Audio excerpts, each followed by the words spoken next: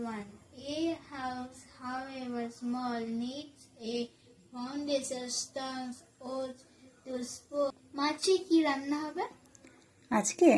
আজকে পরোটা আর একটু আলুর তরকারি করব। কচুরির মধ্যে কিছু হবে না? কচুরি খাবি? হ্যাঁ। তাহলে ডালপুরি করবো আজকে। ডালপুরি কেমন জিনিস? ওই মানে পুরটা হবে ছোলার ডাল দিয়ে।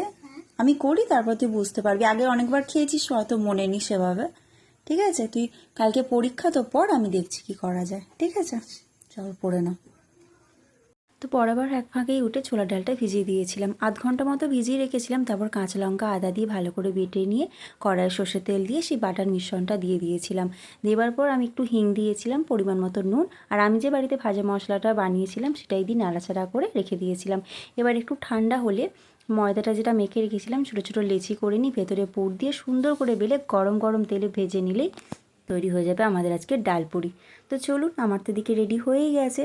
তবে কিন্তু ডালপুরিটা খেতে অসাধারণ হয়েছিল। চলুন আপনাদেরকে ভেতরটা দেখাই যে ডালপুরির ভেতরটা কতটা সুন্দর হয়েছিল। তো এটা কিন্তু শুধু খেতেই অসাধারণ লাগে। বাড়িতে কিন্তু অবশ্যই আপনারা একবার ট্রাই করতে পারেন। খুব একটা কিন্তু দেরি হয় না করতে এটা। তো চলুন তাহলে রাজকেও খেতে দিয়ে দিই, ওর কালকে পরীক্ষা আছে। আর ওর বাবাও অফিস থেকে এসে গেছে, বাবা মাও বসে আছে।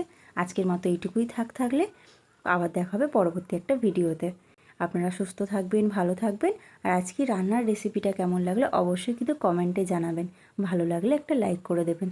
আজকের মতো আসি তাহলে, দেখা হবে পরবর্তী একটা ভিডিওতে।